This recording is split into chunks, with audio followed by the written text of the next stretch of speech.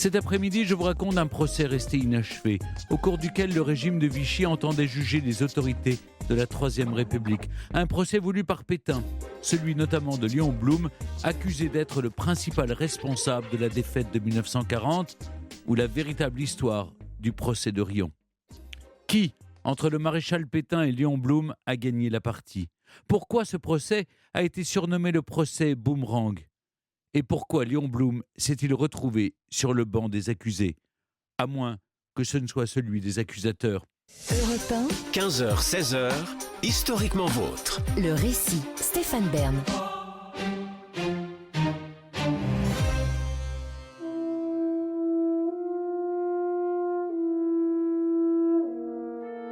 Nous sommes à Riom, dans le Puy-de-Dôme, en février 1942. La France de Vichy cherche les responsables de la défaite de 1940. À qui la faute? À qui doit-on la débâcle de l'armée française? Qu'est-ce qui a rendu possible la victoire fulgurante de l'Allemagne? Il est très important pour le nouveau régime de répondre à ces questions pour prouver au pays que l'armistice et la collaboration étaient les seules portes de sortie. Pétain n'a que faire des causes objectives de la défaite. Ce qu'il veut, c'est la peau de ses ennemis. Il est à la tête du pays, il a les pleins pouvoirs. L'heure est venue pour lui d'être tout-puissant. Selon le vieux maréchal, les hommes politiques sont les principaux responsables de la déroute du printemps 1940 et plus encore la Troisième République. Pétain pense que la défaite est venue des mœurs affaiblies par les relâchements. La démoralisation et la désorganisation ont gangréné le pays, affirme-t-il, semant paresse, incompétence et désordre social.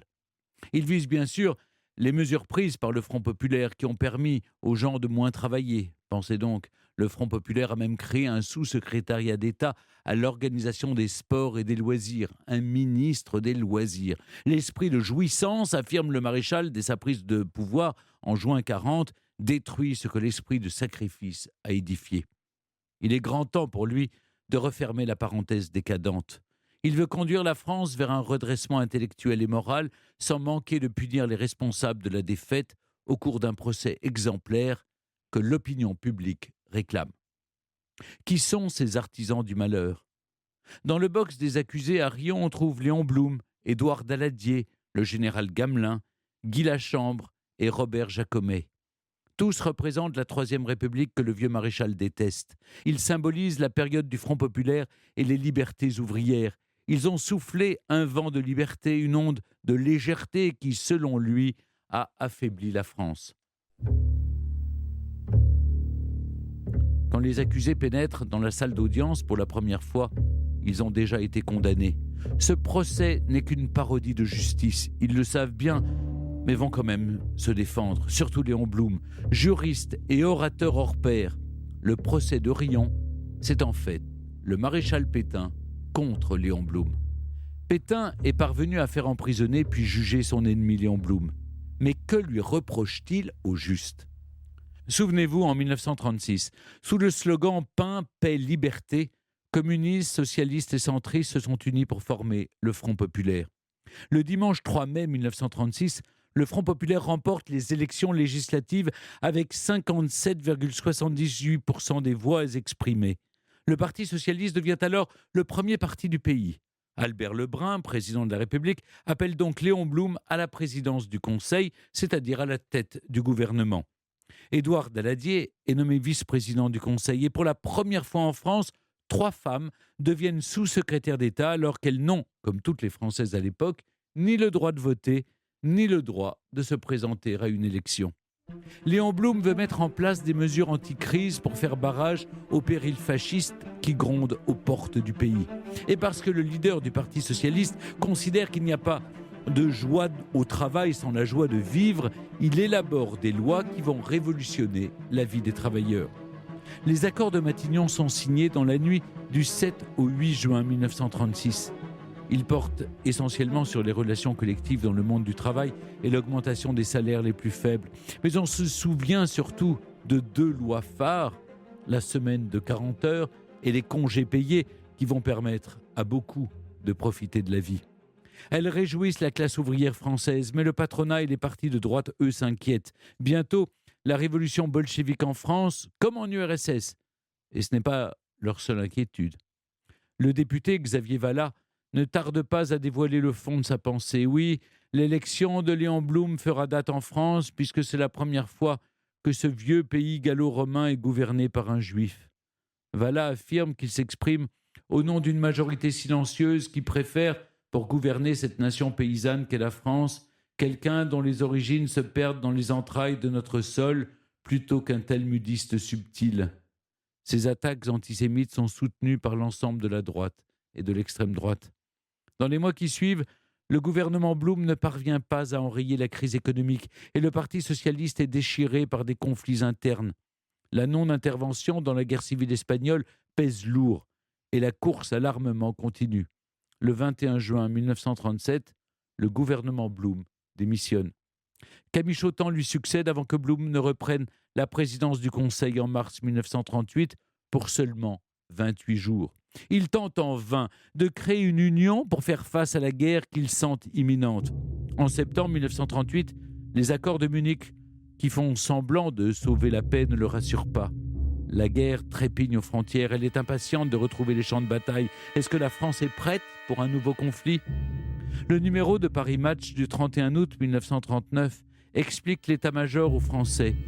L'hebdomadaire titre sur une double page « Ils ont la responsabilité du salut de la France ». Le général Gamelin est le chef d'état-major de la Défense nationale et le commandant en chef des armées terrestres. Le général Villemain est le commandant en chef des forces aériennes et l'amiral Darlan, le chef de la flotte. Derrière ces trois hommes, une pléiade d'officiers de haute valeur veille au salut de la patrie. Et c'est tant mieux car le pays va avoir besoin d'eux. Le 1er septembre 1939 au matin, la Wehrmacht envahit la Pologne. Fidèle à ses alliances, la France décrète la mobilisation générale et 2 jours plus tard, déclare la guerre à l'Allemagne nazie. Quelques jours plus tard, Paul Reynaud, ministre des Finances, affirme que, je le cite, « Le 11 novembre 1918, l'Allemagne a succombé à la supériorité du potentiel de guerre des Alliés. Cette supériorité demeure. Nous vaincrons parce que nous sommes les plus forts. » Le slogan est placardé sur les murs des villes et des villages. C'est ce qu'on appelle la méthode Coué. D'ailleurs, les Français sont confiants. Ils sont défendus et bien défendus. Ils ont la ligne Maginot, vaste muraille destinée à contrer une invasion venue d'Allemagne.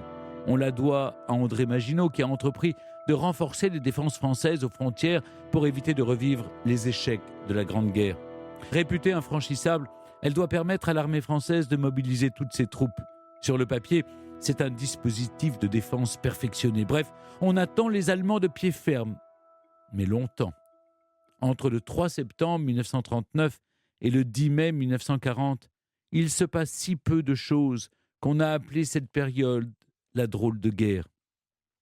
L'Europe de l'Ouest assiste sans broncher à l'invasion de la Pologne par l'URSS alliée de l'Allemagne, à sa défaite et à son démantèlement. En France, Paul Reynaud succède à Daladier. Les deux armées s'observent, mais au printemps 1940, Hitler porte son regard vers l'Ouest. Le 10 mai 1940, l'armée allemande lance sa grande offensive contre la Belgique, le Luxembourg, les Pays-Bas et la France. Contrairement à ce que pensait la pléiade d'officiers de haute valeur qui veillent au salut de la France, les Allemands attaquent par les Ardennes faiblement défendues. Ces montagnes sont un obstacle naturel important. Aucune percée n'est possible, on le sait bien dans l'armée française. Et pendant que les Ardennes s'ouvrent à l'ennemi, les soldats français attendent derrière la ligne Maginot. Elle deviendra le symbole de la défaite, du manque de préparation de l'armée et de sa vision archaïque de la guerre. La drôle de guerre a laissé place à la Blitzkrieg. Dès le 13 mai, les Panzerdivisions du général Heinz Guderian franchissent la Meuse. Ce n'est pas pour rien qu'on le surnomme Heinz le Rapide. Les troupes allemandes foncent en direction de la Somme et d'Abbeville. Le 15 mai à l'aube, Paul Reynaud, président du Conseil, envoie un télégramme à Churchill. Il écrit « La contre-attaque menée contre les Allemands à Sedan a échoué. La route de Paris est ouverte. La bataille est perdue. » La France, qui se considérait comme la première armée du monde, est balayée en 6 semaines à peine. La débâcle est totale. Les habitants des régions traversées par la Wehrmacht se souviennent des malheurs qui ont accompagné les troupes allemandes au cours de la Grande Guerre. Ils ne veulent pas revivre ça, alors ils fuient. En quelques semaines, 8 à 10 millions de réfugiés prennent la route, soit près d'un quart de la population française de l'époque. L'administration et l'État plient, eux aussi, s'enfuyant à Tours avant de rejoindre Bordeaux. Le 16 juin 1940, Paul Reynaud, le président du Conseil, démissionne. Le président Albert Lebrun appelle le maréchal Pétain pour le remplacer. Il espère que ce vainqueur de Verdun, âgé de près de 85 ans, redonnera confiance aux militaires et remontera le moral des Français. Aussitôt nommé, le maréchal décide de capituler pour arrêter les combats. L'armistice est signé à Rethonde le 22 juin. Pour que l'humiliation soit totale, la signature a lieu dans le wagon même où l'Allemagne a signé sa capitulation en 1918. Pétain obtient alors les pleins pouvoirs le 10 juillet. Le pays est livré à l'ennemi et le territoire métropolitain coupé en deux. L'armée allemande s'installe au nord en zone dite occupée, alors que le sud de la France reste libre sous contrôle du nouveau régime installé à Vichy. L'Alsace et la Lorraine sont rattachées au Reich. Le 24 octobre 1940, Pétain serre la main de Hitler à Montoire. Défaite, débâcle, humiliation. Aucun mot n'est trop fort pour décrire la France du printemps 1940. Alors, à qui la faute ? C'est important pour Pétain de désigner des responsables afin de se dédouaner et pour justifier sa politique de redressement, pour se venger aussi de ses vieux ennemis, au premier rang desquels se trouve Léon Blum. Blum est l'artisan du Front populaire tant détesté. Il a aussi le défaut d'être juif et, comme le dit la propagande, c'est la France enjuivée qui a perdu la guerre. Le 15 septembre 1940, Léon Blum est arrêté par la police française et emprisonné au château de Chazeron, près de Châtel-Guyon. Édouard Daladier, ancien président du Conseil et ex-ministre de la Défense nationale et de la guerre, y est déjà. Viendront ensuite le général Gamelin, ex-chef d'état-major de la Défense nationale et commandant en chef des armées françaises, et Paul Reynaud, ex-président du Conseil, et Georges Mandel, l'ancien ministre de l'Intérieur. Ces deux-là ne seront finalement pas poursuivis en justice. Puis Blum, Daladier et Gamelin sont internés dans des conditions exécrables au château de Bourrassol, situé à quelques kilomètres de Riom dans le Puy-de-Dôme, où se trouve déjà Robert Jacomet, ancien contrôleur général des armées. Guy Lachambre, ancien ministre de l'Air, est lui aussi au nombre des accusés. L'instruction commence, menée par les juges eux-mêmes, contrairement à toutes les règles de procédure judiciaire. Elle verra défiler 615 témoins. Blum, Daladier, Gamelin, Lachambre et Jacomet sont bientôt inculpés devant la Cour suprême de justice. Instituée le 30 juillet 1940, cette Cour doit juger les ministres ou leurs subordonnés, traîtres à la patrie, qui ont permis la défaite. Il faut que justice soit rendue. Oui, mais quelle justice ? Dans un discours du 12 août 1941, le maréchal Pétain annonce son intention de juger lui-même, par le biais du Conseil de justice, ceux qu'il désigne comme les responsables du désastre. Et le 16 octobre 1941, il fait connaître sa décision. Blum, Daladier et Gamelin sont condamnés à la détention à vie au fort du Portalet dans les Pyrénées, tandis que Lachambre et Jacomet restent internés à Bourrassol. Voilà donc les accusés, condamnés sans procès. Mais le discours du maréchal n'est pas terminé. Il ajoute de façon tout à fait paradoxale que pour respecter la séparation des pouvoirs politiques et judiciaires, il y aura un procès. Des accusés condamnés avant leur procès, c'est du jamais vu. Le procès, ou plutôt la parodie de procès, a lieu à Riom, l'ancienne capitale des ducs d'Auvergne, choisie pour être le siège de la Cour suprême de justice. Il s'ouvre le 19 février 1942, alors que la guerre est devenue mondiale. La ville est placée sous haute surveillance.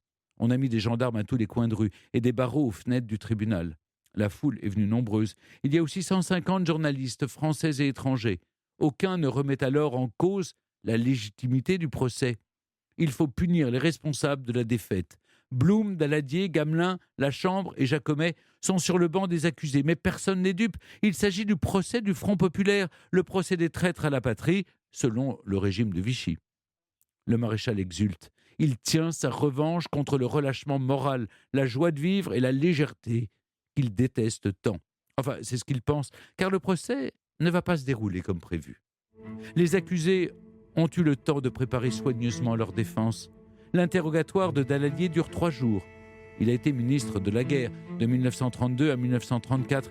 C'est le maréchal Pétain qui lui a succédé à ce poste, qu'il a retrouvé de juin 1936 à mai 1940.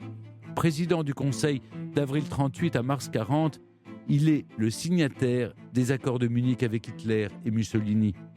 Il conteste les chiffres qu'on lui présente, répond avec précision à toutes les accusations portées contre lui et les retourne contre le maréchal. Il rappelle que c'est le maréchal qui a amputé le budget d'armement français de 200 millions et qui a investi dans de vieilles fortifications au détriment de l'armement. Alors que le vieux maréchal préparait une guerre d'usure, les Allemands déployaient leur guerre éclair. Daladier rappelle que c'est le maréchal Pétain, en 1927, alors qu'il était vice-président du Conseil des ministres, qui s'est fermement opposé au prolongement de la ligne Maginot le long de la frontière nord. On sait comment la Wehrmacht a franchi ces Ardennes impénétrables. Pour Daladier, les choses sont claires. Les traîtres de Vichy ont livré la France à l'ennemi pour abattre la République. Quand vient son tour, Gamelin, commandant en chef des armées françaises, se mure dans son silence. Il explique en début de procès qu'il ne s'exprimera pas. Il estime que son honneur de soldat et son devoir de chef lui commandent de se taire. De leur côté, Guy Lachambre, ministre de l'Air, et Robert Jacomet, contrôleur général des armées, s'expriment peu. Léon Blum, quant à lui, choisit une toute autre stratégie. Son interrogatoire commence le 10 mars 1942. Il est assisté de 2 avocats. Comme Daladier, il critique, réfute, démontre et ne lâche jamais rien face à la parodie de justice à laquelle on le soumet. Il fait le procès de ce procès qu'il juge politique. Dès sa première prise de parole, Blum conteste la légitimité de la Cour, puisqu'il a été déjà condamné. À quoi servent ces juges ? Blum défend pied à pied l'œuvre du Front populaire et il rappelle le programme de 14 milliards pour la défense nationale et la crise sociale que traversait alors le pays. Blum rejette ensuite les chefs d'accusation. Sa politique était en tout point légitime puisque basée sur un programme et mise en œuvre grâce à des élections légales. Il défend son recours à la conciliation plutôt qu'à la force et ses mesures sociales. Il explique que le loisir n'est pas la paresse ni la décadence. Le loisir, c'est le repos après le travail, comme l'illustre Léo Lagrange. C'était lui, le sous-secrétaire d'État au sport et à l'organisation des loisirs auprès du ministre de la Santé publique. Lui qui a favorisé le développement du sport populaire et des loisirs culturels. Cet homme en charge de la décadence aux yeux du maréchal Pétain. Eh bien cet homme qui en septembre 1939 n'était pas mobilisable, s'est engagé volontairement. Il s'est battu contre les Allemands alors que la France entière était en train de fuir et il a été tué au combat le 9 juin 1940 d'un éclat d'obus. Non, monsieur le maréchal, le loisir ne conduit pas à la décadence morale. Et Blum n'en reste pas là. Il s'est défendu. À présent, il va accuser. Soutenu par Daladier, il explique que son gouvernement ne peut être tenu pour responsable de la défaite. La défaite de 1940 est due aux militaires comme Pétain. Il reprend à son compte les arguments de Daladier.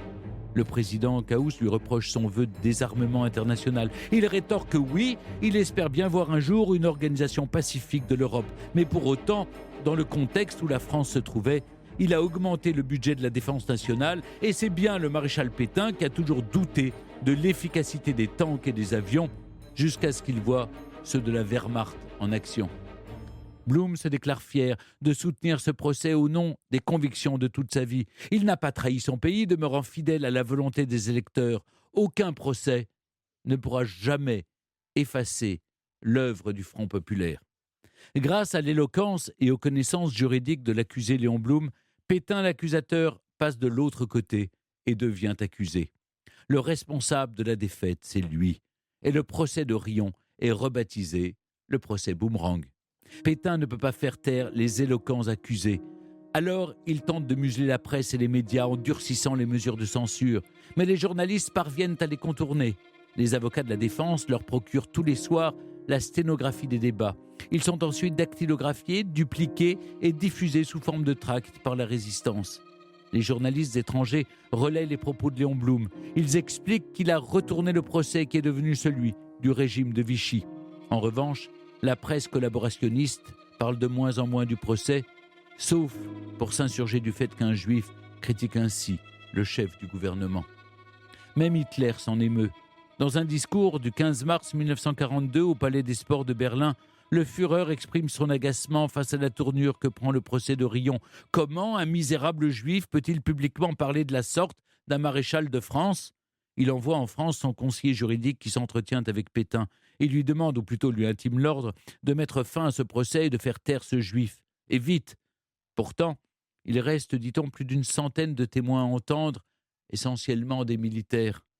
Le procès est mis en pause pour les vacances de Pâques à l'issue des auditions du 2 avril 1942. Mais le 11 avril, l'amiral Darlan, vice-président du Conseil, et Joseph Barthélemy, garde des Sceaux, remettent un rapport au maréchal. Ils demandent un supplément d'informations concernant les accusés. Il serait temps, en effet. Le procès de Riom est suspendu. Chacun sait qu'il ne reprendra plus. Hitler n'en veut plus et le maréchal, devenu accusé, n'a aucun autre moyen de s'en sortir, la tête haute. Les accusés restent détenus à Bourrassol, même quand la zone libre est envahie. Le 31 mars 1943, alors que Léon Blum entame son 30e mois de captivité, il est emmené par les Allemands et déporté à Buchenwald. Il en sort vivant à la libération alors que Pétain est condamné à mort pour haute trahison et intelligence avec l'ennemi. Cette peine est commuée en prison à vie par le général de Gaulle. Il la purge au fort du Portalet, l'endroit où 3 ans plus tôt, il avait fait enfermer Léon Blum. Boomerang, en effet. Europe 1, historiquement vôtre. Frédéric Salabarou, merci d'être toujours avec nous sur Europe 1. Ce procès de Riom est donc un procès boomerang où les accusés font condamner l'accusateur, un procès qui sera suspendu à tout jamais, donc en quelque sorte sur ordre d'Hitler. Cette parodie de procès, c'était en fait un fiasco annoncé. Ça dit beaucoup de ce qu'était Vichy, en réalité.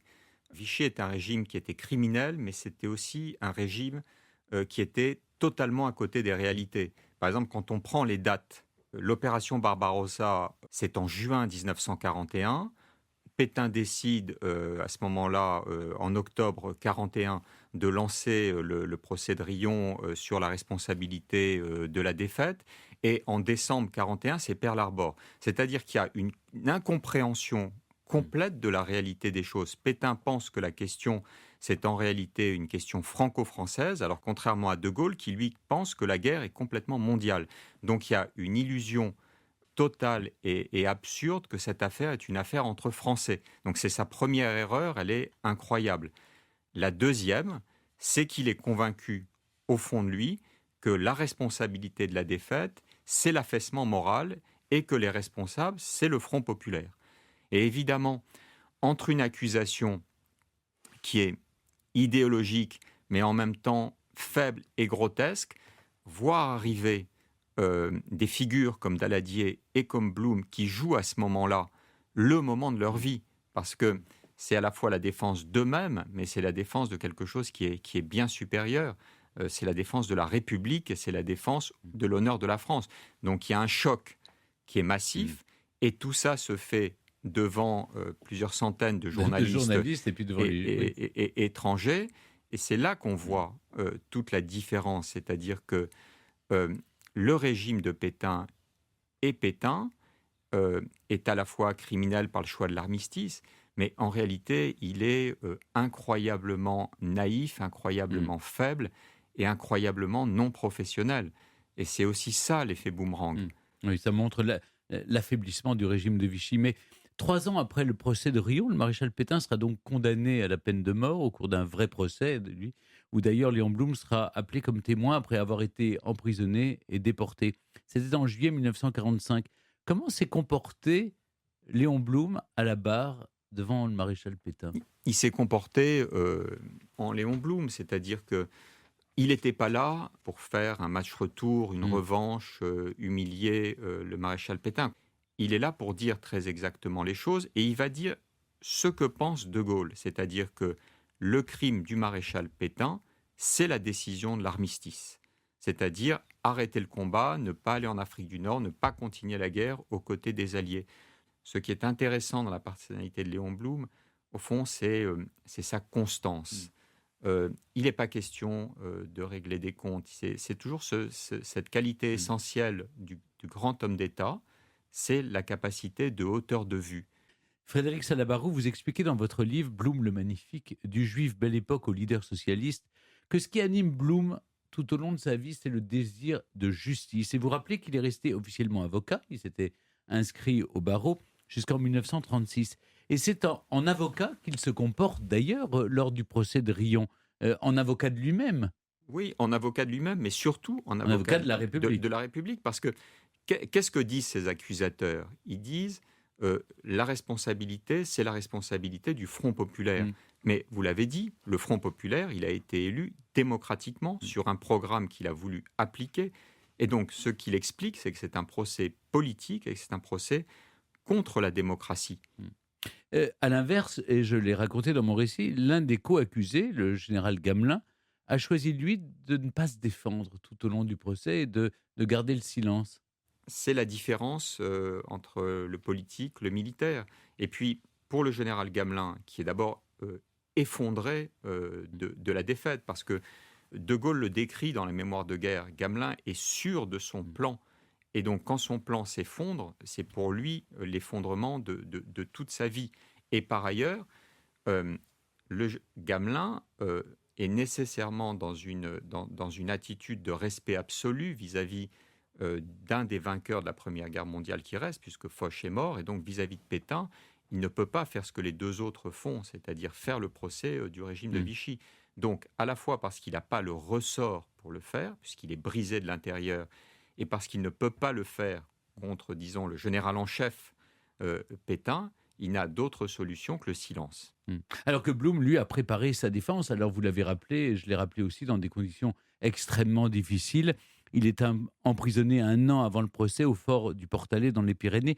À aucun moment, il n'a été accablé, il n'a été découragé.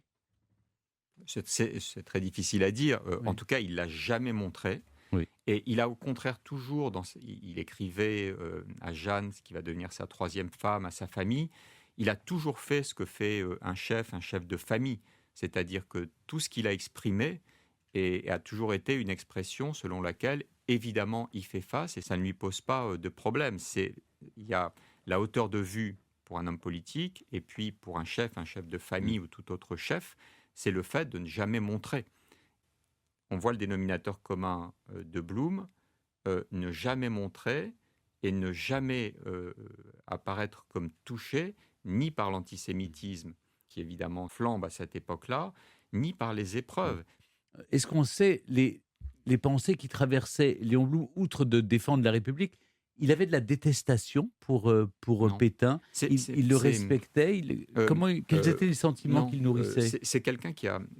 C'est pas un sentiment qu'il connaissait. La haine, le ressentiment, etc. C'était quelqu'un qui était habité par le plaisir de vivre et par l'optimisme. Il disait toujours « Je vis chaque journée comme si c'était la dernière de ma vie, donc je fais ce que j'aime et je vois ce que j'aime. » Donc ça, c'est son socle. Après, il est dans autre chose. Pendant qu'il est enfermé, je crois que c'était au Portalet, il écrit à l'échelle humaine, qui est à la fois ses mémoires, le diagnostic des raisons de l'échec, et puis qu'est-ce qui doit se passer après.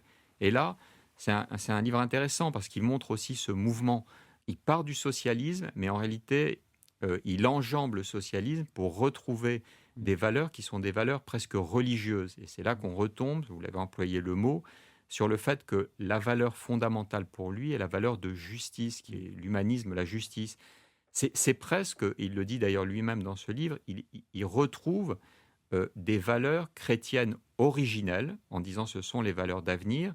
Et c'est là que, par rapport à ce Vichy qui est totalement une illusion, on est sur des choses très solides, puisque là, il dépasse le marxisme et va rejoindre au fond Michelet et la Révolution française, c'est-à-dire que à travers l'idée de république, il y a aussi une forme de mysticisme quasi religieux avec une valeur suprême qui est la valeur de justice. Il dit en fait ce que dit Michelet et ce qu'a porté la Révolution française.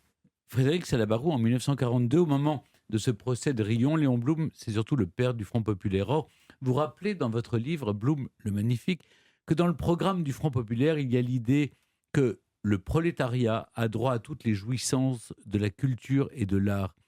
Pour Pétain, ça, c'est le modèle de société absolument décadent.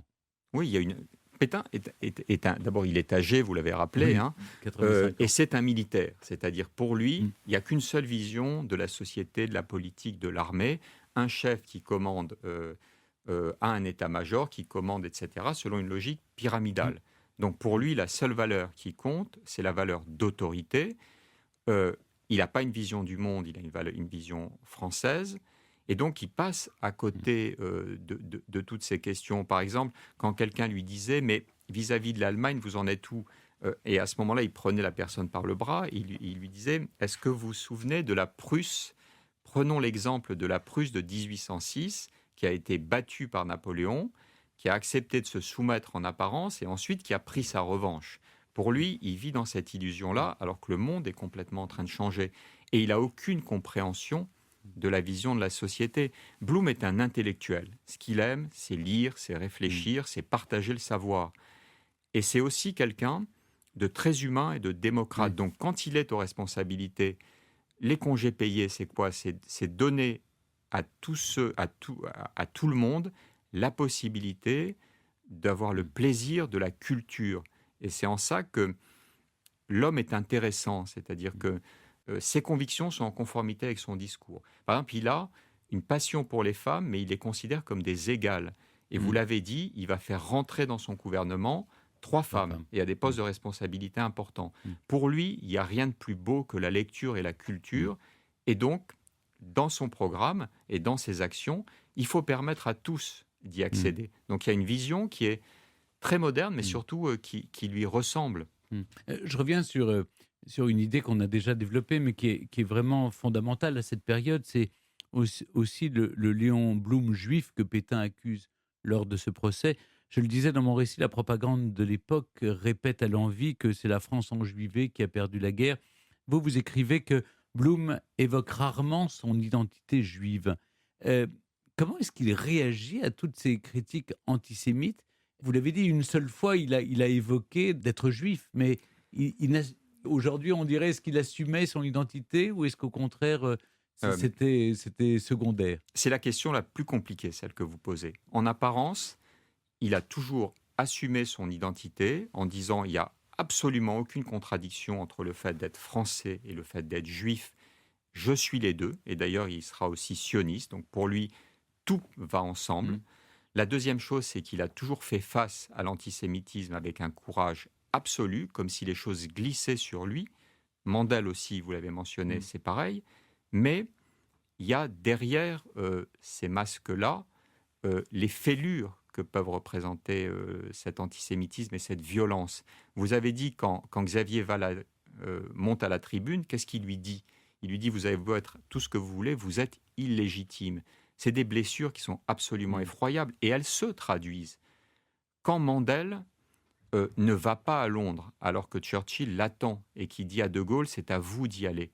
Quand Blum prend la même décision, c'est aussi la marque qu'en réalité, ils ont été touchés par ce procès en illégitimité et qu'ils estiment que eux, juifs, ne peuvent pas aller symboliser la France à l'extérieur du pays.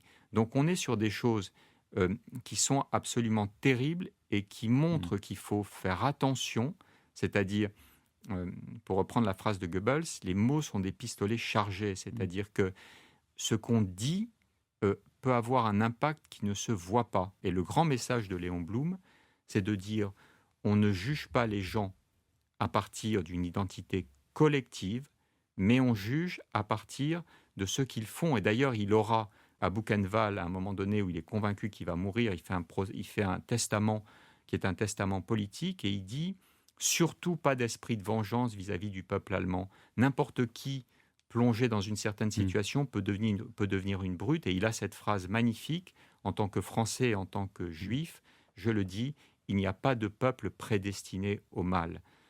Donc on est sur des choses très profondes et c'est des valeurs qui sont qu'on doit redécouvrir dans ce qu'elles ont d'important, c'est-à-dire attention aux mots qu'on prononce et attention de ne pas juger des personnes à partir de leur appartenance collective.